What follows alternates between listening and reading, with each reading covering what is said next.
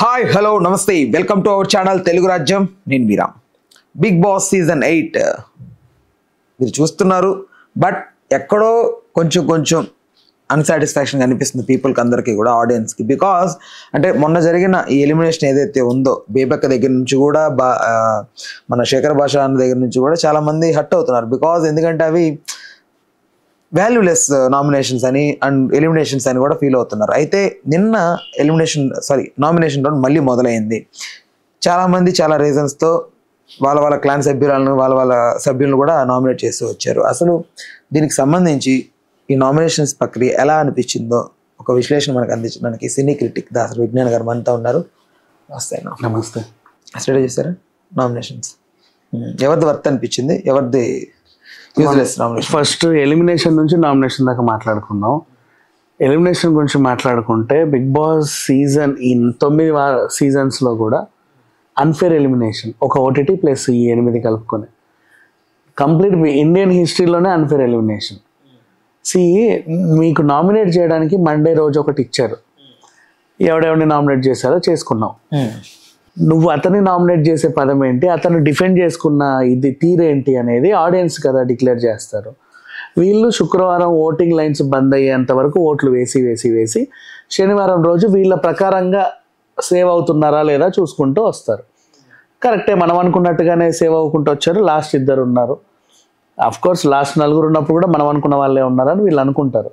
ఇప్పుడు ఏమైంది, అయితే ఇతను వెళ్ళాలా అతను వెళ్ళాలా అని ఓటింగ్ చేసిన వాళ్ళందరూ ఆదిత్యం వెళ్ళిపోతారు అని వాళ్ళకు ఉంటుంది ఓటింగ్ లైన్స్ ప్రకారంగా.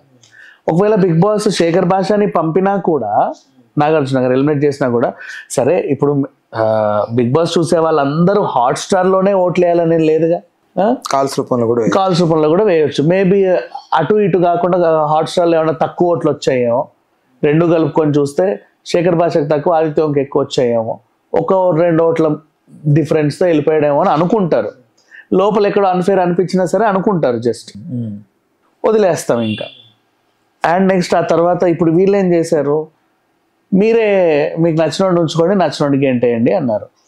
వీళ్ళు ఏం చేయాలి, ఆ టాస్క్ ఇచ్చినప్పుడు న్యూట్రల్గా 13 మంది ఉన్నారు, 2 అక్కడ నిలబెట్టారు, దండలే సన్మానం చేసి ఒకరిని ఉంచుకోండి ఒకరిని పంపండి అని. వీళ్ళు ఇప్పుడు 11 మంది ఉన్నారు. 11 మందిలో ఒక క్లాన్ని పక్కన పెట్టేసి 10 మంది ఉన్నారు.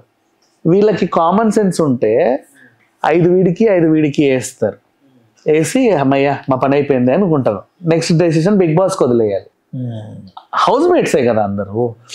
నెక్స్ట్ క్లాన్కి ఏమైనా ఎక్స్ట్రా పవర్ ఇచ్చి నాగార్జున, క్లాను నువ్వు వెళ్ళి ఈ దండ ఇటేస్తే వీడు వచ్చేస్తాడు, అటేస్తే వాడు వచ్చేస్తాడు అని చెప్పేసి ఒక పవర్ ఇస్తే ఆయన కూడా చాలా ఇబ్బందిగా ఏడుచుకుంటా ఏం చెయ్యలేక వచ్చి పోనీ ఆదిత్యవంకే వేసాడు అనుకో. వేసి సార్ ఆదిత్యవం ఉంటాడు, శేఖర్ భాష వెళ్తాడు. ఎందుకు అనుకుంటానంటే శేఖర్ భాష హౌస్లో ఉండడానికి అర్హుడు కాదని నేను అనను, కానీ పాపం బయట ఆయనకు ఒక ఎమోషన్ ఉంది కదా, తను అది చూడాలని నేను అనుకుంటున్నాను. మన తండ్రి గురించి నేను చెప్పినప్పుడు నేను చాలా ఎమోషన్గా ఫీల్ అయ్యాను అని చెప్పేసి అంటే చూసే వాళ్ళకి కూడా అందంగా ఉంటుంది. అయ్యో పాపం ఇలా అనుకొని వీడు నామినేట్ చేసి అందుకే శేఖర్ భాష వచ్చేసాడు, అది వాడి ఉద్దేశం. శేఖర్ భాష కూడా కౌగిలించుకొని థ్యాంక్స్ రా, నా కోసం నువ్వు ఇంతగా ఆలోచించావు అని చెప్పేసి కౌగిలింత స్టేజ్ మీదకి వచ్చాక కూడా అందరు కూడా అరే ఒక మంచి సీజన్లో పాపం ఇద్దరికి సమానంగా పడ్డాయి. క్లాన్ తీసుకున్న డెసిషన్ వల్ల శేఖర్ భాష వచ్చాడు, అయినా సరే ఆయనకు మంచి జరిగింది, పాపం కొడుకుని చూసుకున్నాడని ఎంత బాగా సాటిస్ఫై అవుతారంటే నీట్గా ఎండ్ అయ్యే ఎపిసోడ్ ఇది. అలా కాకుండా ఫస్ట్ వీళ్ళకి నువ్వు ఎందుకు ఇచ్చావు అసలు, నచ్చినోడు ఉంచుకోండి నచ్చినోడికి గెంటేయమని. ఆల్రెడీ మండే రోజు వీళ్ళు వేసిన నామినేషన్ నీకు సాటర్డే సండే ఎలిమినేషన్ దాకా వచ్చింది. మళ్ళీ వాళ్ళే ఎలిమినేట్ చేస్తే అదేదో మండేనే తీసుకోవచ్చు కదా, మీకు నచ్చినోడిని తీసుకెళ్ళి బయటికి గెంటేయండి అని. వారం అంతా ఎందుకు మరి? ఇప్పుడు ఆడియన్స్ శేఖర్ భాష ఓట్లు వేసిన వాళ్ళంతా ఎదవల దేనికి? నువ్వు అదే ముందే మీరు ఓట్లు వేసినా వేయకపోయినా మాకు నచ్చిన హౌస్ మేట్స్ నచ్చితేనే ఉంచుతాం, నచ్చకపోతే గెంటేస్తాం అంటే వాళ్ళు కూడా వేయరు కదా ఓట్లు, అవునా కదా? వీళ్ళందరూ ఎందుకు వేయాలి ఓట్లు నీకు? అక్కడి వరకు ఎందుకు తీసుకురావాలి? ఇవాళ సరే వాళ్ళకి ఇచ్చావు, వాళ్ళకన్నా సిగ్గు ఉండకుండా కొంచెమైనా ఈ వీక్ ఈయన చాలా డల్ అయ్యాడు. ఒరే గాడిద, ఆయనకు అది లైఫ్ టైంలో ఒక్కసారి వచ్చే ఎమోషన్ అది. భార్య డెలివరీకి సిద్ధంగా ఉంది, పురిటి నొప్పులు అంటే అది రీబర్త్ లాగా ఒక స్త్రీకి. చాలా కేసులు మనం చూసాం, తల్లి బిడ్డ సేఫ్ ఉన్నారా లేకపోతే ఇంకేమన్నా అయిందా, ఆ నొప్పి అవన్నీ వాళ్ళకే తెలుసు. అది వాళ్ళు ఎలా అనుభవిస్తారో అన్న ఎమోషన్లో తండ్రి ఉంటాడు. అవునా? ఇట్లాంటి ఆయన్ని నువ్వు టాస్కులు సరిగ్గా ఆడలేదు ఈ వీక్, నువ్వు జోకులు సరిగ్గా వేయలేదు ఈ వీక్, ఫస్ట్ వీక్లో వేసినట్టు కదా అంటే ఆయనకు ఎమోషన్ దాచుకొని వీళ్ళందరినీ జోకులు ఎంటర్టైన్ చేయాలా, వీళ్ళతో టాస్కులు సరిగ్గా ఆడాలా, అయినప్పటికీ కూడా ఎంటర్టైన్ చేశాడు, టాస్కులు ఆడాడు. అవునా కదా? బాటిల్ గేమ్లో కూడా ఒక అబ్బాయికి స్విమ్మింగ్ పూల్ వేయమంటే నైనికకి పాపం ఫ్రీ హ్యాండ్ ఇచ్చి మరి ఆ పిల్ల చేత స్విమ్మింగ్ పూల్లో పడ్డాడు, ఆ పిల్లని కూడా లాగాడు. అయినా సరే ఒకటి రెండు జోకులు వేస్తానే ఉన్నాడు. వీకెండ్ కూడా జోకులు వేసాడు, వేయలేదని అనలేదే. He has done. లోపల ఏదో పెట్టుకున్నా సరే ఆయన వీళ్ళు ఆ అభయ్ బేతిగంటి అబ్బాయి అయితే ఏం కసి పెట్టుకున్నాడో ఏంటో అసలు లేదు. అసలు వీడు అనుకునే కాదు ఇంట్లో ఉంటాడు కాదు. ఒకసారి నువ్వు దండేసావు, దండం పెట్టావు, బాగానే ఉంది. మళ్ళీ నాగార్జున గారు అడుగుతుంటే మధ్యలోకి వెళ్ళి లేచి కూడా నో వీడు అనకూడదు అని చెప్తున్నాడు. అంత కసి ఎందుకు పెంచుకున్నావు, అంత కక్ష ఎందుకు శేఖర్ భాష పైన? అసలు ఏమన్నాడు నిన్ను తెలియదు. సరే లాస్ట్ టైం అంటే ఇప్పుడు మణికంఠ వర్సెస్ ఆదిత్యవం ఉన్నప్పుడు లాలీపాప్లను ఆదిత్యవంకి ఇచ్చావు, వీడికి ఎందుకు ఇవ్వలేదని అడిగితే వాడికి ఆల్రెడీ ఒక స్వెటర్ ఉంది కదా, మళ్ళీ మెత్తటి వేచని పింక్ టర్కీ టవల్ లాంటి శాల్వా ఎందుకు, ఆల్రెడీ ఒకటి ఉంది కదా తెచ్చుకున్నాడు కదా, ఈసారి ఈయనకి ఇద్దాంలే అని చెప్పేసి వీళ్ళు అనుకున్నారు. బాగానే ఉంది, అది జెన్యూన్. కానీ ఇక్కడ నీకు ఒక డెసిషన్ ఇచ్చినప్పుడు వాడు వేస్ట్ అందరు కలిసి ఒకటికే దండలేస్తారా? ఇప్పుడు ఆయన అన్నాడు చూడు స్టార్టింగ్లో, వీళ్ళందరికీ నేను ఎనిమి అయి ఉంటే ఈసారి బిగ్ బాస్ 8 అని అన్నాడు ఒక ఫస్ట్ డే. అది ఎందుకు అన్నాడో తెలియదు కానీ అందరికి ఎనిమి అయిపోయాడు. పెద్ద శత్రువా ఏమన్నా శేఖర్ భాష? వీళ్ళకి ఏమీ చేయలేదా, వీళ్ళు ఎంటర్టైన్ చేయలేదా, వీళ్ళకి అసలు అంటే వీళ్ళ దగ్గర రాలేదా, మాట్లాడలేదా? అలా ఉంది పరిస్థితి. ప్రతి ఒక్కరు దండేయడము, ఆయన గురించి ఏవేవేమో చెప్పేస్తున్నారు, సంథింగ్ లైక్ దట్. ఇప్పుడు మీరు అందరూ ఒక స్టెప్ మీద నిలబడి లేదండి ఆదిత్యం పాపం ఆయన ఇలా ఉన్నాడు, డల్గా ఉన్నాడు, శేఖర్ భాష ఎలాగో సేవ్ అవుతాడేమో అని మాకు అనిపిస్తుంది, అట్లా ఏదైనా చెప్పినా కూడా బాగుండేది, ధైర్యంగా ఉండేది. అలా కాకుండా ఓ మై గాడ్ డెసిషన్ తీసేసుకున్నారు. ఇప్పుడు హౌస్ మేట్స్ గెంటేసారు, అన్ఫేర్ ఎలిమినేషన్. ఆడియన్స్ వల్ల శేఖర్ భాష బయటకు వచ్చి నువ్వు ఒక్క మాట చెప్పినా సరే అందరు సాటిస్ఫై ఉంటారు. అండ్ చాలా మందికి ఉన్న సంతోషం ఏంటంటే ఇప్పుడు దీంట్లో కూడా రతికన్ పంపించి మళ్ళీ తెచ్చారు కదా, అలా ఏమైనా శేఖర్ భాష మళ్ళీ వస్తాడేమో అని ఒక ఆశ. నెక్స్ట్ ఓన్లీ తన కొడుకుని చూసుకున్నాడు కదా పుట్టినరోజు అన్నట్టుగా సాటిస్ఫాక్షన్. ఇది ఓవరాల్గా అందరికి ఉండింది బిగ్ బాస్ అభిమానులకి. ఇప్పుడు ఎలిమినేషన్ అయిపోయింది, మళ్ళీ నామినేషన్కి వద్దాం. సేమ్ నామినేషన్లో మళ్ళీ ఆదిత్యం వర్సెస్ మణికంఠ గురించి మాట్లాడుకుంటే, మణికంఠ యష్మితో కూడా బాగా అరిచాడు, అందరితోనూ కరిచాడు, గట్టిగా ఇచ్చుకున్నాడు అందరికీ. ఏంటి వీడు ఇలా తయారయ్యాడని అందరూ అనుకుంటే ఏంటంటే 2 వారాలు నేను సేవ్ అయ్యానంటే నేను కరెక్టేనేమో అన్న ఫీలింగ్ వచ్చింది ఆ అబ్బాయికి. ఓవర్ కాన్ఫిడెన్స్తో ఓకే సో ఇప్పుడు మనం ఎవరి మీదన్నా అరవచ్చు అనుకున్నాడు, అరిచేస్తున్నాడు. అండ్ సరే యష్మితో కూడా నేను మణికంఠనే తిడతా, ఎందుకంటే ఆమె నామినేట్ చేసిన విధానం ఏదైతే ఉందో ఆమెతో పాటు సేమ్ లాస్ట్ టైం కూడా ఎవరు విష్ణుతో తిరిగి నామినేట్ చేశాడు, గుర్తుందా?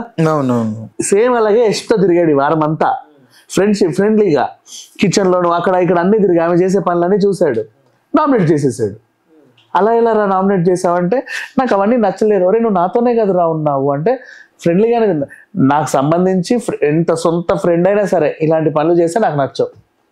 సో నువ్వు నన్ను నామినేట్ చేయడానికి నా చుట్టూ తిరిగావా, పాయింట్ రాసుకుంటా, అది ఇలా తప్పు కదా అది.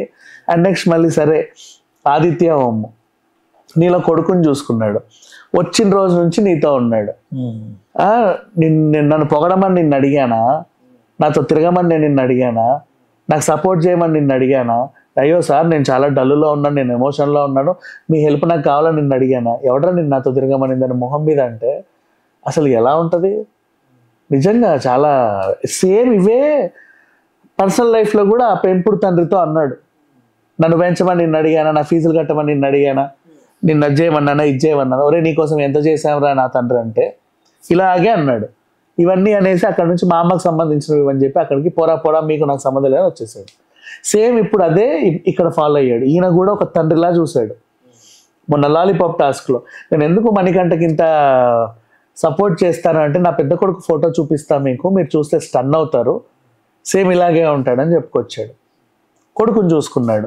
అందరు తిడుతున్నా కూడా లేదు వాడు అలాంటి వాడు కాదు అంటే తన కొడుకుని వీళ్ళు ఎవరో తిడుతున్నట్టుగా ఫీల్ అయ్యి అతనికి సపోర్ట్ చేసి అతన్ని వెంట నిలబడి పాపం పిల్లోడు డిప్రెషన్లో ఉన్నాడు, ఏడుస్తున్నాడు, అంతని ఓదారిస్తే నన్ను ఓదార్చమని నిన్ను అడిగానంటరా అని చెప్పేసి మొహం మీద అంటే ఎలా ఉంటుంది అసలు?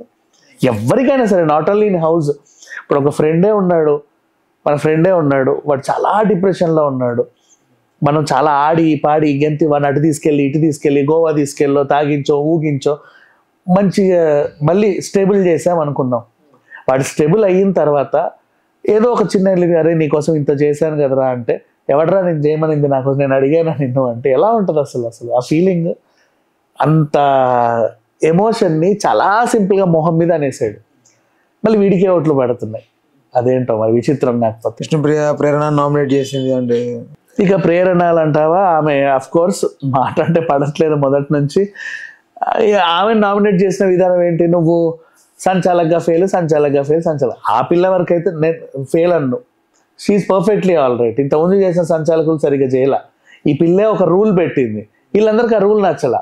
నబీలో చేస్తాడు ఆ పిల్ల పైన, నువ్వు నన్ను అన్ఫేర్గా ఎలిమినేట్ చేశాను. సంచాలక్ డెసిషన్ అంటే డెసిషన్ అది. అన్ఫేర్ అయితే నాగార్జున గారు చెప్తారు కదా, బిగ్ బాస్ కూడా చెప్తాడు కదా. నువ్వెవడు మళ్ళీ ఫీల్ అయ్యి ఆమె నామినేట్ చేయడానికి? అంటే నీకు నామినేట్ చేయడానికి ఒక పాయింట్ కావాలి. ఏం చేయాలో అర్థం కాక వేసేసావు. మళ్ళీ అదే మనకంట పృథ్వీ దగ్గరికి వెళ్ళి నువ్వు చాలా అగ్రెసివ్గా ఉన్నావు, నామినేట్ చేసావు. ఒరే అది నా క్యారెక్టర్ రా, నేను అలాగే ఉంటా, నాకు నచ్చలేదు, నువ్వు మార్చుకో. నువ్వెవడు చెప్పడం నన్ను మార్చుకోమని చెప్పడానికి? Who are you? నిన్ను ఎవరు చూడమంటుంది? నేను నా దగ్గర రాకు. నువ్వు నన్ను చూడడం ఎందుకు? నేను అగ్రెసివ్గా కనిపించాను, నువ్వు నన్ను ఇంట్లోకి వెళ్ళి గెంటేయడం ఎందుకు? ఇప్పుడు నాకు ఒక డౌట్ ఏంటంటే, ఒక ఇద్దరు క్రికెట్ అనుకుందాం, స్ట్రైక్లో ఇద్దరు ఉంటే కెప్టెన్ అనేవాడు కాన్సన్ట్రేషన్ బ్యాట్స్మెన్ మీదే ఉంటుంది. ఓకే, సో అక్కడ దాన్ని అబ్జర్వ్ చేయడానికి ఫోకస్ మొత్తం ఉంటుంది. ఇక్కడ 11-12 మంది సంచాలక ఒకడే ఉండి ఆడుతున్నప్పుడు ఏది ఎటు పరిగెడుతుందో తెలియదు. ఇటు చూడలేడు. ఒక 10 కళ్ళు ఉండవు కదా ఒక్కొక్కరి మీద పెట్టడానికి. అలానే వాళ్ళు కూడా ఇంతకుముందు పీటీ మాస్టర్లు కాదు కదా, సడన్ గా ఇటు చూస్తా ఇటు చూడలేడు కదా. అప్పుడు బెటర్ వీళ్ళు ఏదన్నా ఒక ఆప్షన్ లాగా బిగ్ బాసే రివ్యూ కోసం అడిగితే, క్రికెట్లో అంత పెద్ద క్రికెట్ దాంట్లో థర్డ్ ఎంపైర్ లాగా ఒకటి తీసుకుంటారు కదా, దీనికి కూడా జస్ట్ ఒకటి ఏదన్నా అలాంటి పెడితే బాగుంటుంది కదా. సంచాలక్ నిర్ణయం ఫైనల్ అంటే ఆడికి ఏం కనపడుతుంది? ఆడికి రాంగ్ కనపడుతుంది, రాంగ్ గా చెప్తాడు ఇంకా. బట్ బిగ్ బాస్ ఒక డెసిషన్ తీసుకుంటే బెటర్ కదా. అలాంటిది బెటర్ గానే ఆయన డెసిషన్ తీసుకుంటే ఇక్కడ ఈ సర్దుమనైపోతుంది. నామినేషన్ల దగ్గర రాదు కదా అది. వీళ్ళకంటే నామినేషన్ వేసుకోవడానికి అదే కదా రీజన్. నువ్వు అక్కడే గొడవని నీది కాదు నాది అని సర్దుమనికి ఇచ్చేసావు అనుకో, ఇక్కడ దాకా రాదు. మళ్ళీ నామినేషన్ ఏమంటే వాళ్ళు ఇట్లా కూర్చుంటారు అందరూ మా దగ్గర పాయింట్స్. ఇది కూడా నష్టమే. అయితే అతివృష్టి లేదా అనావృష్టి రెండు ఉంటాయి. ఎలిమినేషన్ వరకు మాట్లాడితే నాకు ఎలిమినేషన్ కంటెస్టెంట్ నేను చెప్పేస్తా. సోనియా గురించి మాట్లాడాలని ఉంది. అమ్మాయి ఆ పిల్లని యష్మి బాగా తిట్టింది.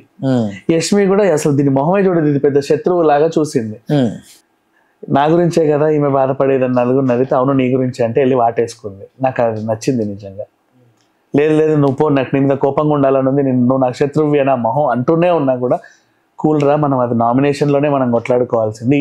నామినేషన్ అయిపోయింది, ఇప్పటి నుంచి మన ఇద్దరం ఫ్రెండ్సే, ఇంకా నామినేషనే మనమే అని చెప్పింది చూడు. నాకు బాగా నచ్చింది. అండ్ ఎవరు ఎలిమినేట్ అవుతారంటే Abhay Bethiganti. He will be the out of the house. Abhay clan సభ్యుడు కదా మెయిన్. తనని తాను నామినేట్ చేసుకున్న ఏ కంటెస్టెంట్ కూడా బిగ్ బాస్ హౌస్ లో ఇప్పటిదాకా బతికిన దాఖలాలు లేవు. ఇప్పుడు నిన్ను వర్సెస్ నిఖిల్ ఇద్దరు కొట్లాడుకోండి అంటే మీరు కొట్లాడుకొని నేను కాదు అంటే బిగ్ బాస్ ఏదో టాస్కో గీస్కో ఇచ్చి లేదా హౌస్ మేట్స్కో ఒపీనియన్ ఏదో ఇస్తాడు. చాలా సింపుల్గా నువ్వు లాస్ట్కి 2 సార్లు ఉన్నావు కదరా నామినేషన్లో, సార్ నేనుంటా బిగ్ బాస్. నేను ఎట్లా సేవ్ అయిపోతే పెద్ద విషయం ఏం కాదు, నాకు మొత్తం ఉన్న ఓట్లన్నీ నాకే పడిపోతాయి, కనీసం 10 కోట్ల ఓట్లు వస్తాయి చూసుకోండి మీరే, నేను సేవ్ అయిపోతా. పాపం వాడు అరే అనవసరంగా నామినేషన్ కోసం ఎక్కడ ఎలిమినేట్ అవుతాడు ఏమన్నా త్యాగం చేశా. లేదు బాబు నువ్వే డేంజర్ జోన్లో ఉన్నావు. ఆ విషయం తెలియట్లే ఈ అబ్బాయికి. ఎలా డేంజర్ జోన్లోకి వచ్చాడు? శేఖర్ భాష నువ్వు లాస్ట్ టైం టార్గెట్ చేసావు కదా, ఇప్పుడు వాళ్ళందరూ కూడా వీడిని బయటికి గెంటండి అనే కసిలో ఉన్నారు. తెలుసో తెలుగు నువ్వు నా క్లాన్ గా ఉన్నావు కదా, నెక్స్ట్ వీక్ నిన్ను చూసుకుందాం అనుకున్నారు. యష్మి మీద ఉన్న పగని ఈసారి తీర్చుకున్నట్టు. సో నీకంతా నువ్వే నామినేషన్ లోకి వచ్చేసరికి అమ్మయ్య వచ్చేసాడు వీడు అని ఇక్కడ దాకా ఉంది కసి. ఈ week Abhay Bethiganti will be out from the house. Annapurna school కానీ అఖిల నాగేశ్వర గారి పేరు కానీ రానాతో ఫోన్ కాల్ కానీ ఏవి హెల్ప్ చేయవు. He will be out of the house. And Nag గారు కూడా అదే క్వశ్చన్ అడుగుతారు, ఒరే గాడిద నువ్వు ఈ హౌస్కి వచ్చింది ఎందుకు, నిలబడడానికి, నీ అంత నువ్వు నన్ను నేను సెల్ఫ్ నామినేట్ చేసుకుంటా అంటే నీకే ఉండని అవసరం ఉన్నప్పుడు మాకెందుకు నిన్ను ఉంచుకోవాల్సిన అవసరం, గెట్లా. నామినేషన్ అనేది సిల్లీ మ్యాటర్ కాదు కదా, నామినేషన్ అనేది చాలా నువ్వు ఇంట్లోకి వెళ్ళిపోవాలి అంతే. నువ్వు నాకు 5 గుడ్లు ఉంటే 2 గుడ్లు నువ్వు తిన్నావు, నువ్వు ఇంట్లోకి వెళ్ళిపో. అది వీళ్ళ నామినేషన్లు అందరి అలాగే ఉన్నాయిలే. సీత నువ్వు చాలా ఎమోషనల్ అవుతున్నావు, నువ్వు అక్కడ కూర్చొని ఏడవడం నేను చూసా, నువ్వు ఇంట్లోకి వెళ్ళిపోవాలి. అంటే ఆమె ఎమోషన్, నువ్వు నీకేమైతే వచ్చింది అంటే ఆమె ఎమోషనల్ గా ఉంటే ఇంట్లోకి వెళ్ళిపోవాలా? అయ్యో రామా, పృథ్వీది ఒకటి వ్యాలిడ్ నామినేషన్ అనిపించింది. అగ్రెషన్ ఎలా చూసుకున్నా, ఎవరి నామినేషన్ చూసుకున్నా కొట్లాడారు. లాస్ట్ లో అయితే వీళ్ళిద్దరు కౌగిలించుకోవడం బాగుంది. అండ్ ఈయన సెల్ఫ్ నామినేట్ చేసుకోవడం చాలా పెద్ద రిస్క్. ఆ విషయం అట్లీస్ట్ ఈ సీజన్ నుంచి అయినా సరే నెక్స్ట్ అందరికి బాగా అర్థం అవుతుంది, ఎవడు కూడా సెల్ఫ్ నామినేట్ చేసుకోవద్దు. ఈయన సెల్ఫ్ నామినేషన్ చేసుకుంటే ఎంతో మంచోడు రా పాపం అభి, ఛాన్స్ లేదు అసలు ఎంత మంచితనం అతనిలో ఉందా నిజంగా. అయ్యో అంటే విష్ణుప్రియ కదా అనేది కదా ఎత్తుంది పొరలో అని తనలో బ్రెల్లో. అంటే అంత అతి వినయం అతి మంచితనం బిగ్ బాస్ లోకి వెళ్ళినప్పుడు అసలు పనికిరాదు. నువ్వు ఎట్లు చేసి సేవ్ అవడానికే ట్రై చేయాలి, సేవ్ అవ్వాలి అంతే. స్వార్థం చూసుకోవాలి, at the same time game ఆడాలి, నిన్ను నువ్వు ప్రజెంట్ చేసుకోవాలి. ఈ 3 కామన్ పాయింట్స్. డోర్ తెరువు బిగ్ బాస్, నేను ఇక్కడే కూర్చుంటా, నన్ను ఎవరు తీసుకెళ్ళలేడు, నేను మళ్ళీ లోపలికి వస్తాను, నువ్వే చూడు అంటే తన ఏంటి లాక్కుపోతారు అట్నుంచంటే. ఇది జరిగింది. అదే ఓకే అన్న, thanks for the time, thanks for information. Please do subscribe to Telugu Rajyam channel. Please do subscribe to Telugu Rajyam channel. Please do subscribe to Telugu Rajyam channel. Hi అండి, నేను మీ ఆర్పీని, నెల్లూరు పెద్దారెడ్డి చేపల పులుసు ఓనర్ని. మీరు తెలుగు రాజ్యం అనే ఈ యూట్యూబ్ ఛానల్ సబ్స్క్రైబ్ చేసుకుని మంచి మంచి వీడియోలతో వస్తారు. Thank you so much. Hi people, I'm Sonakshi Verma and you please watch Telugu Rajyam and please subscribe to the channel.